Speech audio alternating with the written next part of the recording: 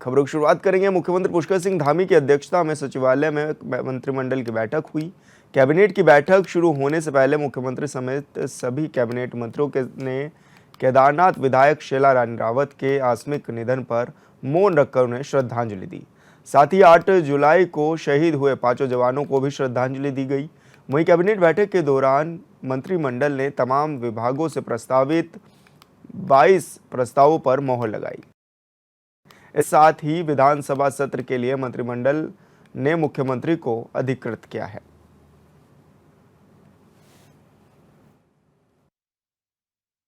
जो पहला जो माननीय मंत्रिमंडल की बैठक हुई है वो शोक प्रस्ताव के साथ शुरू हुई थी, जिसमें 8 जुलाई 2024 को जो आतंकियों द्वारा किए गए कायराना आतंकी हमले में उत्तराखंड जनपद के टेरी गढ़वाल निवासी राइफलमैन आदर्श नेगी जी, नायक विनोद सिंह जी, जनपद पौड़ी गढ़वाल निवासी हवलदार कमल सिंह जी व राइफलमैन अनुज नेगी जी एवं रुद्रप्रयाग निवासी नायब सूबेदार आनंद सिंह जी राष्ट्र सेवा में शहीद हो गए थे।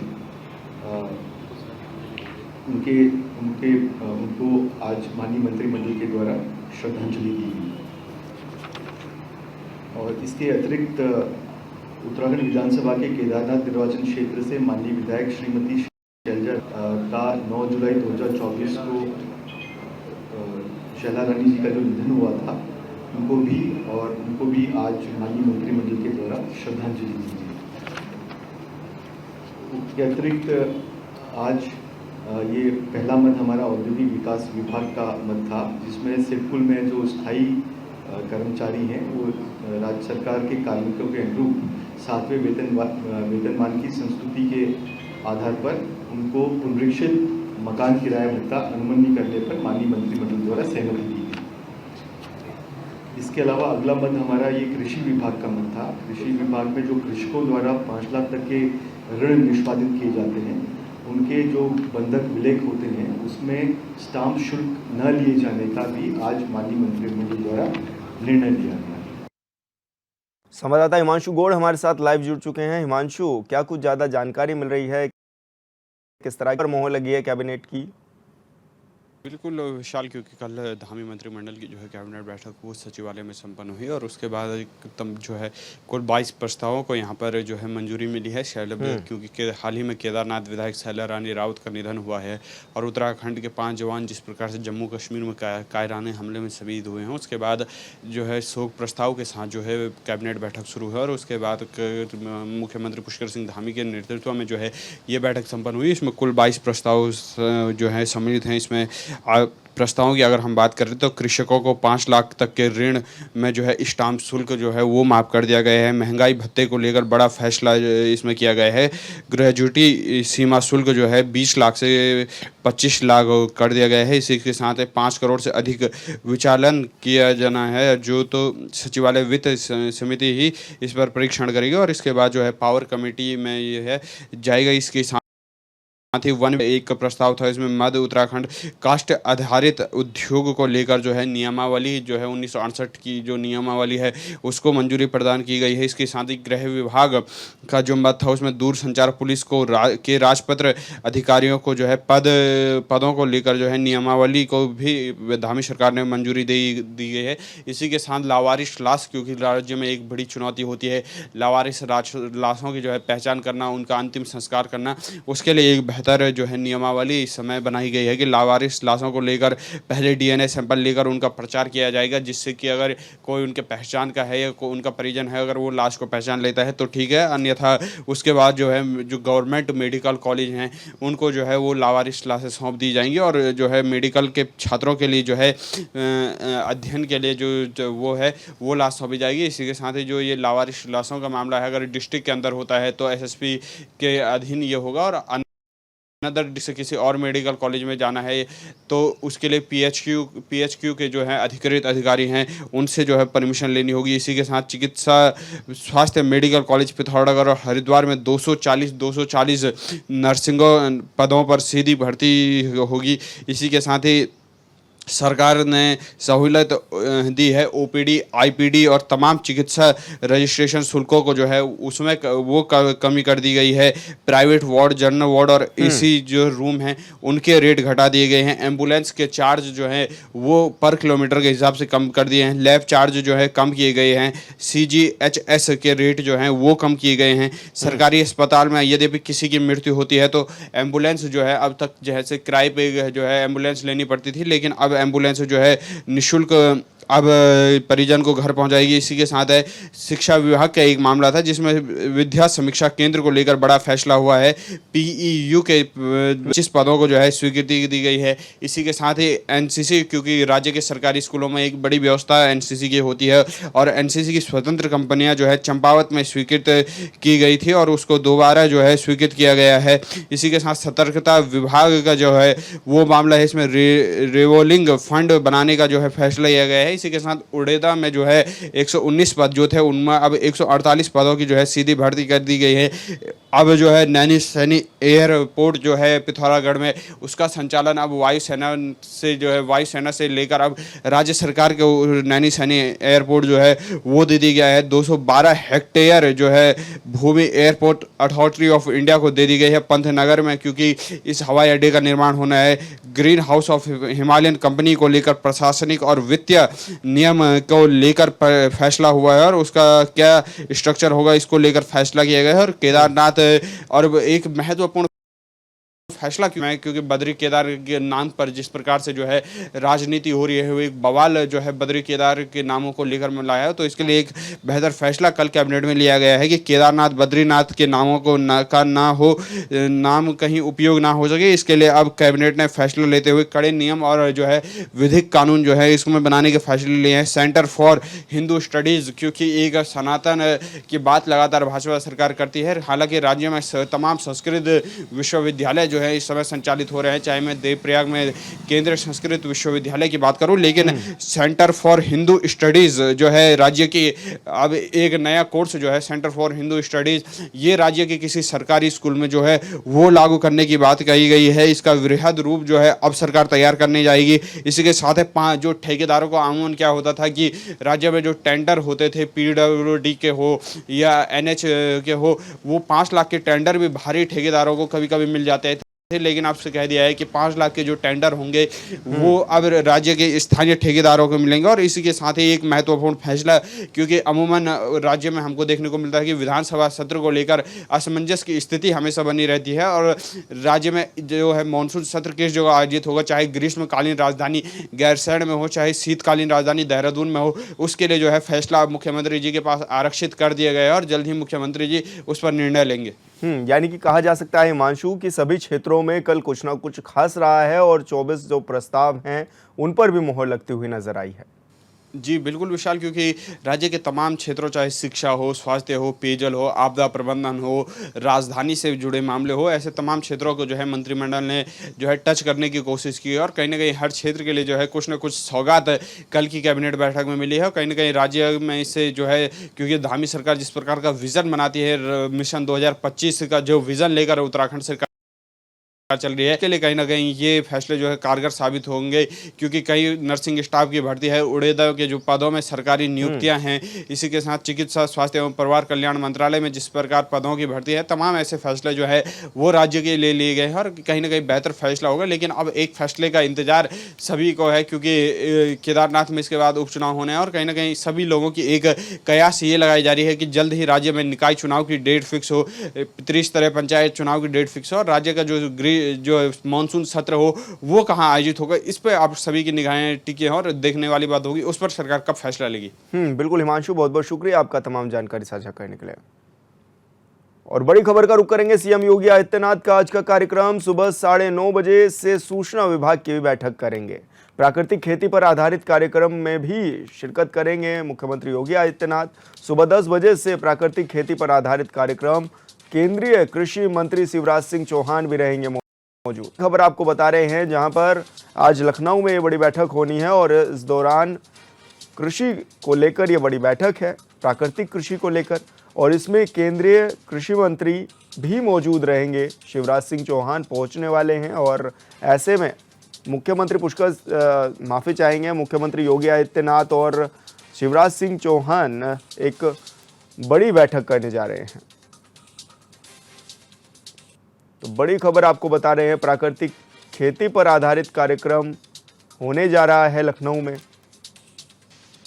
जहां पर मुख्यमंत्री योगी आदित्यनाथ इस कार्यक्रम में शिरकत करेंगे। वहीं केंद्रीय मंत्री शिवराज सिंह चौहान भी मौजूद रहने वाले हैं।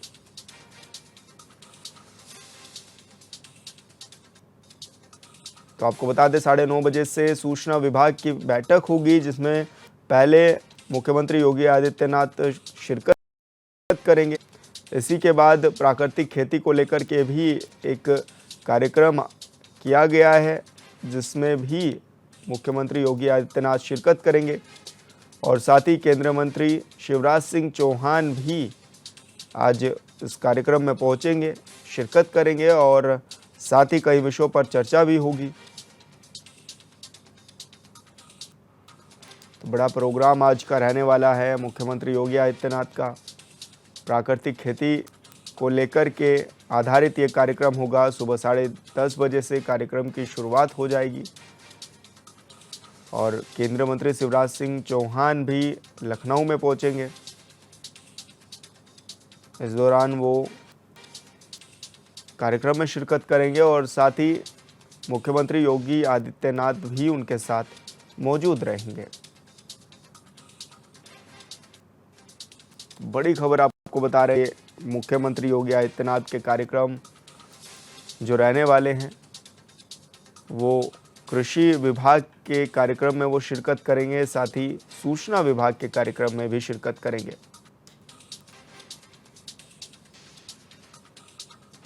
सूचना विभाग की पहले वो एक बैठक करने वाले हैं 9:30 बजे और इसी के ठीक बाद प्राकृतिक खेती को लेकर के भी कार्यक्रम का आयोजन किया गया है, जिसमें मुख्यमंत्री योगी आदित्यनाथ शिरकत करेंगे।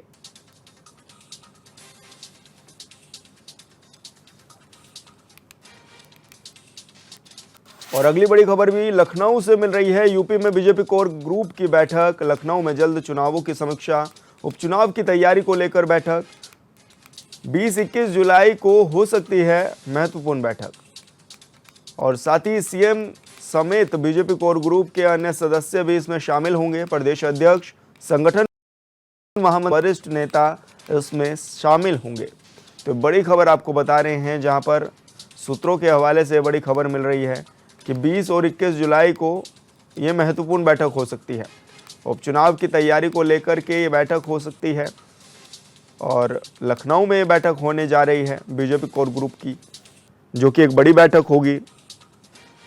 और सूत्रों की माने तो 20 और 21 जुलाई को ये बड़ी बैठक हो सकती है। सीएम समेत बीजेपी कोर ग्रुप के अन्य सदस्य भी इस बैठक में शामिल होंगे। प्रदेश अध्यक्ष, संगठन महामंत्री और वरिष्ठ नेता इसमें शामिल होंगे।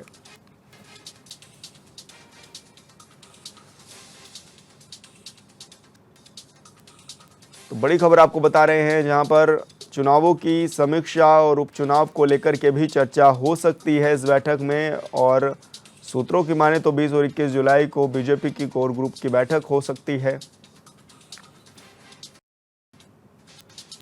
और हमीरपुर से बड़ी खबर मिल रही है। NH 34 पर तेज रफ्तार 2 ट्रकों की भिड़ंत के बाद दोनों ट्रकों में लगी भीषण आग।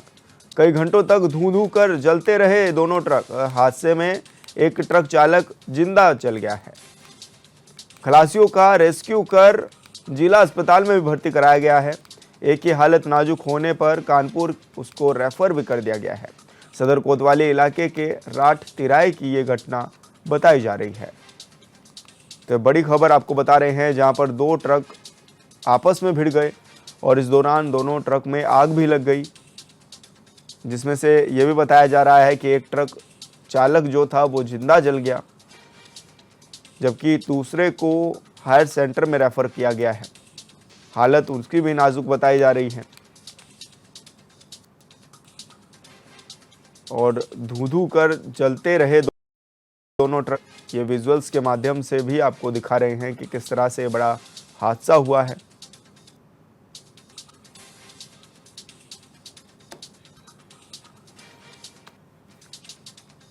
और यहाँ रुके छोटे से ब्रेक के लिए, जल्द होंगे हाजिर। ब्रेक के बाद स्वागत है आपका। कन्नौज के सदर विधायक और समाज कल्याण मंत्री असीम अरुण ने गुरुवार को जिला अस्पताल का निरीक्षण किया। इस मौके पर उन्होंने भर्ती मरीजों और तीमारदारों से के बारे में जानकारी भी हासिल की। इस दौरान अरुण ने अस्पताल की व्यवस्थाओं को और सुदृढ़ करने के निर्देश सीएमएस को दे दिए। निरीक्षण के दौरान सदर विधायक ने कहा है कि स्वास्थ्य सेवाएं पहले से बेहतर हुई हैं, जिसका परिणाम है कि मरीजों की संख्या लगातार सरकारी अस्पतालों में बढ़ रही है।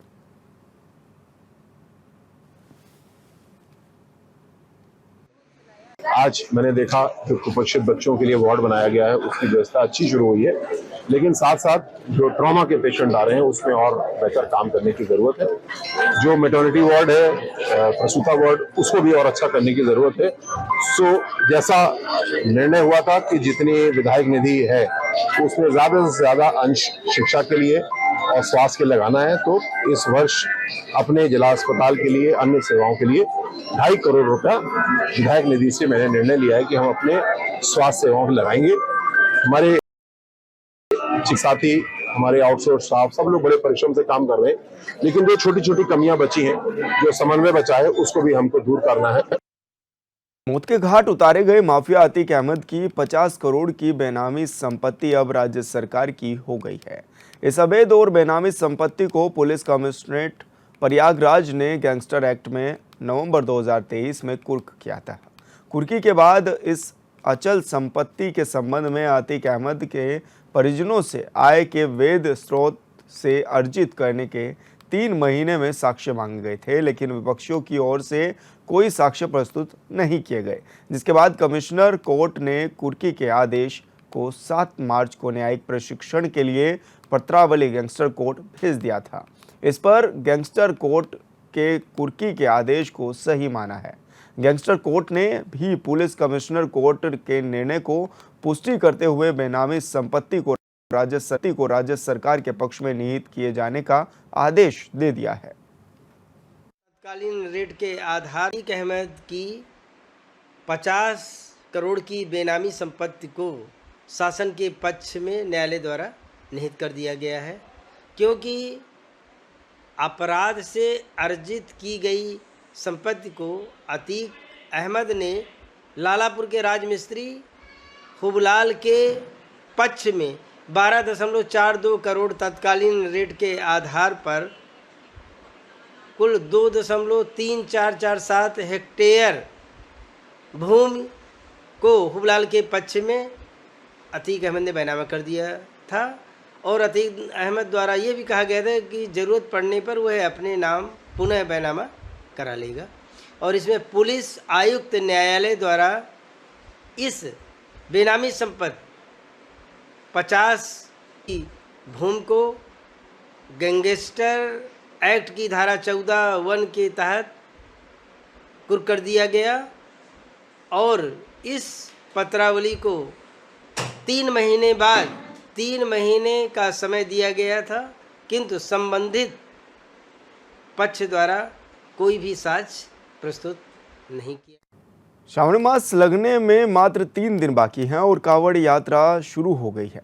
शासन से लेकर प्रशासन तक कांवड़ यात्रा की तैयारी युद्ध स्तर पर चल रही है। योगी आदित्यनाथ खुद कांवड़ यात्रा की मॉनिटरिंग कर रहे हैं। मुजफ्फरनगर कांवड़ यात्रा के लिए इसलिए महत्वपूर्ण है क्योंकि मुजफ्फरनगर से होकर ही कांवड़ यात्री अपने गंतव्य की ओर बढ़ते हैं। मुजफ्फरनगर में डीएम अरविंद मलप्पा बंगारी पूरे अमले जमले के साथ कांवड़ यात्रा मार्ग का निरीक्षण कर रहे हैं।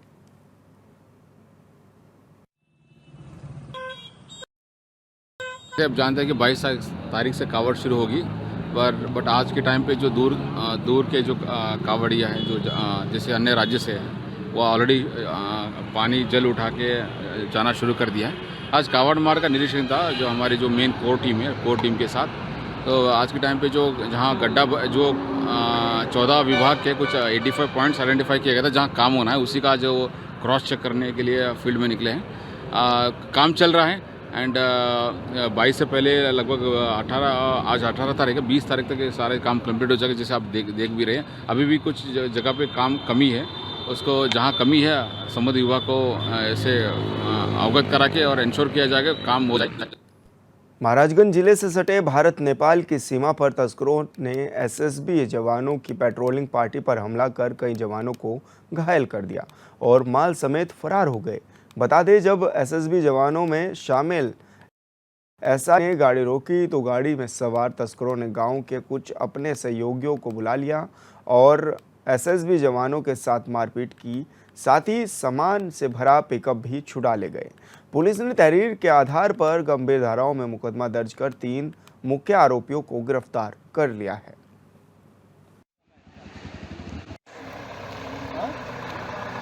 सशस्त्र सीमा बल की एक टुकड़ी को यह सूचना मिली थी कि कुछ व्यक्तियों द्वारा बिना कस्टम कराए भारत से नेपाल सीमा में सामान प्रवेश कराया गया है।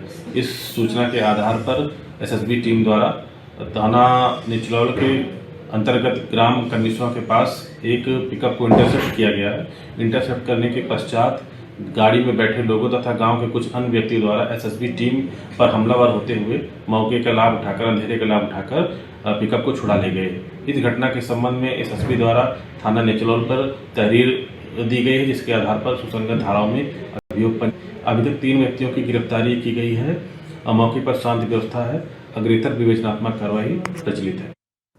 यूपी के फिरोजाबाद में देर शाम एक कार के पीछे से आ रही बाइक टकरा गई, जिसके बाद विवाद इतना बढ़ गया कि पुलिस को फोर्स बुलानी पड़ गई। देखते ही देखते विशेष समुदाय के लोग इकट्ठे हो गए और हालात तनावपूर्ण हो गए, साथ ही नारेबाजी भी होने लगी। काफ़ी मशक्कत के बाद पुलिस ने माहौल को शांत कराने में सफलता हासिल की और कार चालक पर मुकदमा दर्ज कर कार्रवाई भी शुरू कर दी है।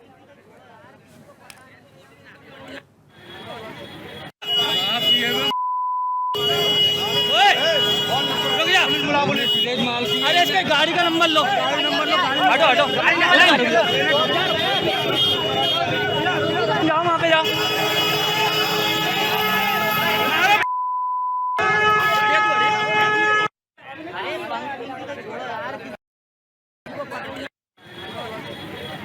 इस सिलसिले में पुलिस प्रशासन ने फौरी तौर पर कार्रवाई की है और जिन्होंने ये गलती की थी उसको हिरासत में लिया हुआ है और एसपी साहब ने, सीओ साहब ने पूरा जो इत्मीनान दिलाया है कि उनके खिलाफ सख्त जो कानूनी कार्रवाई है वो की जाएगी। इस सिलसिले में हम अपने शहर के लोगों से ख़ास तौर से कहेंगे कि शहर हमारा अपना है। घटनाएं तो बहरहाल होती हैं और उस पर पुलिस की कार्रवाई भी होती है, लेकिन शहर हमारा अपना है। इसके अमन अमान को बरकरार रखना और नज़्म ज़ब्त को बरकरार रखना ये हमारी अपनी सबकी जिम्मेदारी है। इसलिए तमाम ही शहर के लोगों से मेरी अपील है, ख़ास तौर से नौजवानों से, कि वो किसी भी तरह जज्बात में ना आएँ और ऐसा कोई काम जैसे अब तक नहीं किया है, इस तरह आइंदा भी किसी भी मौके पर ऐसा कोई काम ना करें जिससे कानूनी जो इंतज़ाम है उसके अंदर खलल वाक़ा। देखिए, अभी कुछ देर पहले जामा मस्जिद के इमाम साहब हैं हबीबुर रहमान साहब, वो आ रहे थे स्टेशन रोड से। सेंट्रल चौराहे के पास में उनकी आगे एक वैगनार गाड़ी चल रही थी। वैगनार गाड़ी के द्वारा अचानक वो ब्रेक लिया गया, बाइक उनकी टच कर गई। उसके बाद उसमें जो ड्राइवर था वो उसमें से उतरा और वो शराब के नशे में था और मौलाना के साहब के साथ में अभद्रता एवं मारपीट किया। तत्काल इसकी सूचना पुलिस को मिली, पुलिस भी मौके पे पहुंच गई। जितने भी मौलाना लोग हैं और धर्मगुरु हैं उन लोगों से हम लोगों ने बातचीत की। अभी शहर मुफ्ती साहब भी देखिए यहाँ पे बैठे हुए हैं और उनके द्वारा शहर में अमन अमान के लिए अपील भी की गई है, उसे मेंटेन रखा जाए।